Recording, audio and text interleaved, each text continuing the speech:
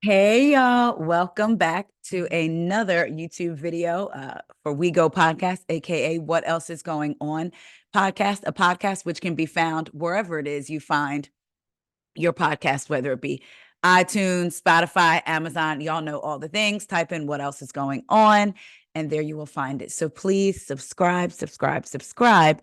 And also, if you have not already, please like, comment, and subscribe to the YouTube channel. I would greatly appreciate it. I already appreciate you watching. So thank you for that. So there's some things that I want to talk to y'all about before I head to the gym.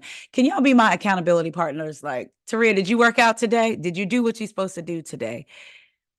I'm learning in life at this age in life, accountability partners are good, which I just asked y'all to be, but also to remember to be accountable to yourself, right? Because it's easy when you know that somebody else is going to be checking in on you or saying, did you do this? Did you do that? Whether it's for your business or whatever. But it's really hard when you're only accountable to yourself because we make excuses like, oh, we could go another day, or I can work on my business this day, instead of really being accountable to ourselves. So I want both. I want y'all to be my accountability partners and also me being accountable to myself. That was just a random thought I had. Y'all know I have a lot of time when I'm in the car driving these characters slash passengers from here to there. But anyway, let's get into some things. I'm about to turn my brightness up again. I don't know how my brightness keeps turning itself down. But anyway, I want to add on to what I spoke about earlier about the Leah McSweeney lawsuit, a part that I had missed or an update that was made. And the headlines from page 6, Andy Cohen snorts cocaine with, is it coterie of favorite housewives? Bombshell Leah McSweeney lawsuit claims. So I just wanted to touch on that part of it. A bombshell new lawsuit, which we know about, paints a damning picture of the behind the scenes culture at reality TV giant Bravo as a dysfunctional club that thrives off of hard drugs, encourages alcohol abuse, and turns a blind eye to sexually predatory behavior. Court documents filed on Tuesday by one of its former stars, Leah McSweeney, even claim it's an open secret that the network's figurehead, Andy Cohen, snorts cocaine with a coterie of his favorite Real Housewives stars and doles out special professional favors to his employees. Uh, does that say what I think it says? I'm going to read it exactly how it says it. Let me go back. Court documents filed on Tuesday by one of its former stars, Leah McSweeney, even claim it's an open secret that the network's figurehead, Andy Cohen, snorts cocaine with a coterie of his favorite Real Housewives stars and doles out special professional favors to his employees come personal party pals. I thought my contact had kind of glazed over for a minute. I get what they were trying to say, though. Meanwhile, the papers claim the network is aware that a different senior producer routinely sends unsolicited pictures of their genitalia to lower level production employees, but the documents claim that higher ups have done nothing to stop it. If y'all remember some videos back when I talked about Brandy Glanville and her legal letter to Bravo about Andy, one of the things she named a producer who was known for hitting on the talent and made his affections towards Brandy known. So I'm wondering if this is the same guy that they're, or same producer that they're talking about. The shocking claims are part of a lawsuit in which McSweeney claims that the network preyed on her alcohol problem, either by intentionally exacerbating it or by preventing her from seeking help for it, in a cynical attempt to turn her suffering into ratings. So we know about the lawsuit. I just wanted to add to that they're saying that he does cocaine with some of his favorite housewives and extends personal favors to the ones he liked.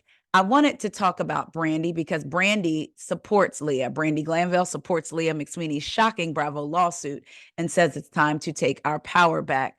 Brandy Glanville expresses her support for Leah McSweeney after the Real Housewives of New York City alum filed a shocking lawsuit against Andy Cohen and Bravo. We are not, in caps, expendable. We are strong women and even stronger together. Glanville commented on McSweeney's Instagram statement Tuesday that slammed Cohen's diabolical behavior. Time to take our power back. So Brandy has of course, publicly supported Leah in her lawsuit and said it's time to take the power back. There is a lot going on. Something else that has been talked about before, but I thought it relevant to bring up again because page 6 brought it up again. And I said, let's get into it. This is a little bit of a reminder. Kathy Griffin claimed Andy Cohen offered her cocaine before Watch What Happens Live years prior to Leah McSweeney's bombshell lawsuit. Kathy Griffin once claimed Andy Cohen offered her cocaine before appearing on his late night show, Watch What Happens Live, years prior to Leah McSweeney filing her bombshell lawsuit against him, claiming he had a penchant for power.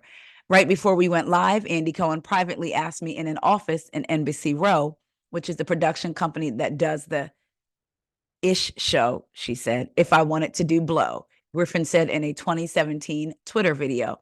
You guys know I'm no prude, but I'm like kind of straight edge. I thought he was kidding the first time, Griffin, now 63, said. Then it goes on to say, just so you know, Jimmy Kimmel or Seth Meyers never asked me to do blow before going on their show. No one from The View has ever asked me to do blow before a show. The Suddenly Susan alum further alleged that she got the same invitation the second time she appeared on Cohen's show. That's why I don't do that show, and I don't know why he gets away with that, she said. Cohen, now 55, vehemently denied Griffin's claim at the time. I am completely stunned by this story, he wrote in a since-deleted tweet. It is 100% false and totally made up. So I just wanted to bring that up again because page 6 basically reminded us, hey, remember Kathy Griffin said the same thing, that she's been offered. Look, I'm sure everyone hasn't heard, but there's a lot of us out there that have heard these rumors, as Meredith Marks would say, about Andy and blow. You know what's funny, though? I was talking to some friends of mine today via text, and I said, we're definitely in a different time now, and I am of a certain particular age where I remember when you didn't talk about doing weed, of course, because it wasn't legal, right? So even now, hearing people talk about how freely they do it, sometimes it's like, because in the era that I grew up, when we did it, you didn't talk about it because duh, right? It was illegal. So it's just a different time. But also, I grew up in an era where Coke was like heroin, meth. That's the way that we were taught. Like that, like it's one of the bad drugs. And I always thought, like, if I try it, I always said I wouldn't try it because there is a basketball player, and I'm dating myself with this reference, named Len Bias, who his body was so pure because of the things he put in it, because he was playing basketball, that when he partook in some drugs, he overdosed the first time. So I remember hearing about that when I was younger, and that always stuck in my head. So I remember telling myself, you are never going to try drugs like Coke, meth. And of course, I mean, who sits down and thinks about trying those drugs, right? But in my mind, I was kind of scared straight in that way. And I was like, you're never going to try it, because what if you snort it for the first time and then you die? Then, you know, what happens? So that always kind of scared me from trying it. So I say that to say, when I was texting with my friends today, I was like, I grew up in a time when taking a bump of Coke was like freebasing in my mind, cooking up meth on the stove. But it's actually really more common than people think. To me, it's almost now like smoking weed. You smoke weed or you do a bump of Coke. That's, in my mind, that's what it seems like. It's actually more common than people think. So I just say that to say, you know, you hear these rumors about Andy, and it's not shocking, but I think maybe because of who it is and the way people look at Andy, or the way people want to look at Andy, fans, you know, like Daddy Andy, maybe they're feeling shocked or some type of way, or I don't believe it. It's not far-fetched to me. I'm not saying it's true. I'm not saying it's not true. I'm just saying it's not such a far-fetched idea for me for it to be true. So what do y'all think? Have y'all heard the rumors? And do y'all believe that they are true? Last thing I want to get into, Miss Wendy Williams, we have an update. The documentary just came out about Wendy. There's been a lot of conversations about some of the people in the documentary. And I do want to shout out or talk about Jamie That's Me on YouTube, Jimi, That's Me, and also her backup channel, Jamie That's Media. What I love about Jamie's channel is when she gets into things like this, like the Wendy Williams documentary, she not only gives her commentary, but she comes with articles that you may not have even remembered were out. And also videos, like for instance, the judge that granted the guardianship over Wendy is actually being investigated. And there is a news video out about it. I didn't know that. And Jamie played it in one of her videos about the situation. So if you want like a full picture of what's going on with Wendy, check out Jamie That's Me and on YouTube, because she felt like I felt. And I was so glad when I was watching her video and when I saw people saying, it's Kevin Jr.'s fault. He was out there spending money. And like she said, when you go back and actually read what was being said in these accusations, like there would be a salacious headline thrown out, right? But if you're not really reading the articles, you're not seeing the amount of withdrawals that he was doing then that he said in the documentary were authorized by his mom. It wasn't a drastic change. It had been that way. So like those withdrawals were being taken out years prior to her, maybe not being able to make the best decisions financially. So I feel like they were really trying to paint this picture of it's Kevin Jr., it's Kevin Jr. Again, me watching the documentary, you could clearly see she was happy and healthy looking and more coherent, and was actually eating foods and no alcohol when she was with her son, which, by the way, she's with her son. How was he supposed to? You could see that she was in the best shape with him. She had to eat. They had to have somewhere to live. So if he was paying for that stuff from the money, to me, that makes sense. But anyway, check out Jamie That's Me. She breaks it all the way down. And based on what I'm seeing and the facts that she brought, to me, it was definitely purposeful that those headlines was put out about Kevin Jr. He actually agreed that his mother should be in a guardianship with her finances, but not necessarily the person that they have, not necessarily with that person. Like he just wanted to be able to take care of his mom.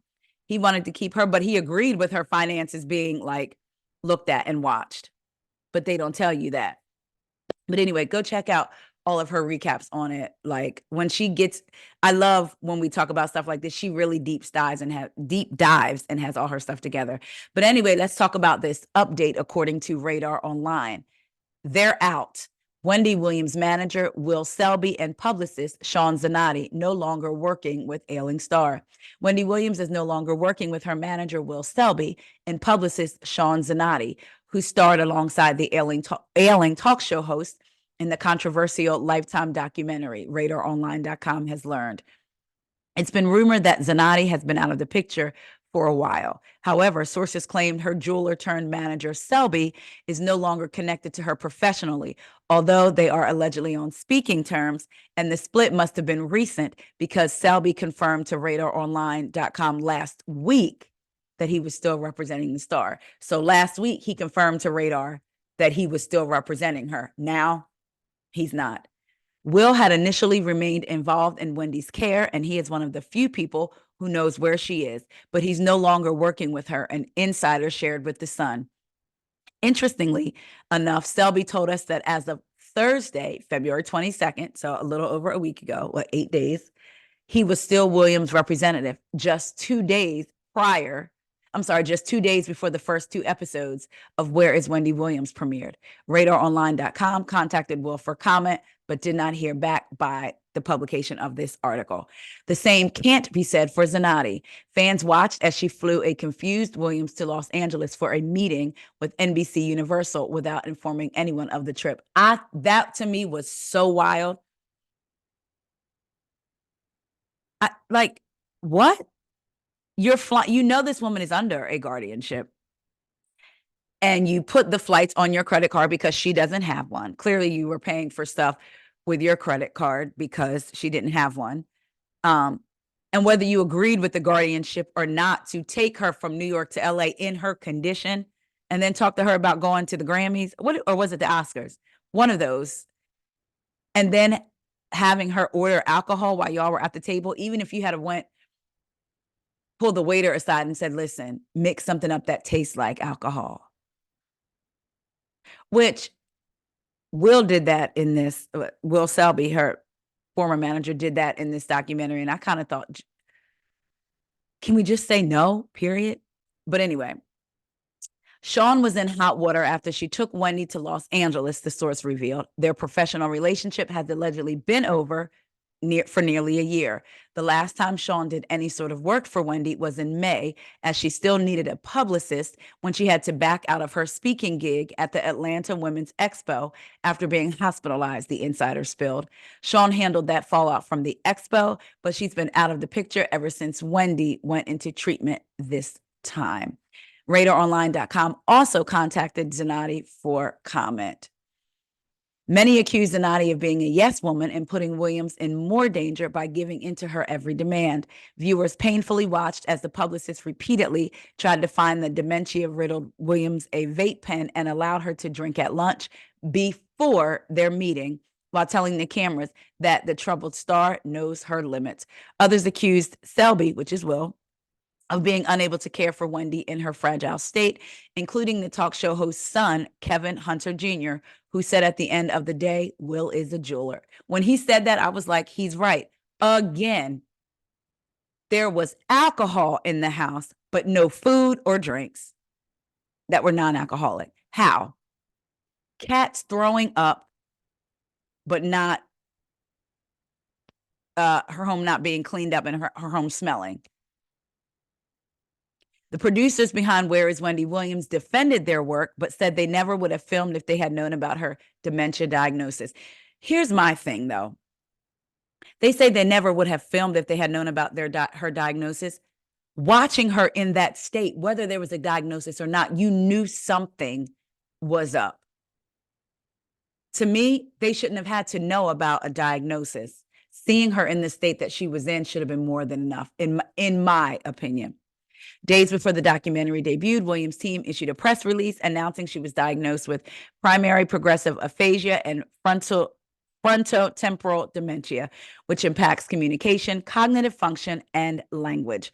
Her court-ordered guardian also filed a lawsuit against Lifetime's parent company in a Hail Mary attempt to presumably prevent the documentary from airing. So, y'all, it looks like Sean Zanotti's out. Her last work that she did with Wendy was last May, and Will Selby, the jeweler, is out, even though as of last Thursday, February 22nd, he said he was still her representative. Now it seems like they are out, which I honestly think is the best thing for Wendy. Again, I'm going to go back to, you could look at her and see how healthy and happy she looked with her family. Y'all, that's all I have for now. I'm going to try to come back with the Bad and Bougie review. I know a new episode get ready to come out tomorrow, but we do have the Real Housewives of Beverly Hills reunion part 1 and the Real Housewives of Miami reunion part 1 tonight. So we shall see. All right, y'all. Love y'all, and I will talk to y'all later. Please don't forget to like, comment, subscribe, and share. And don't forget to subscribe to the podcast. What else is going on? See you guys.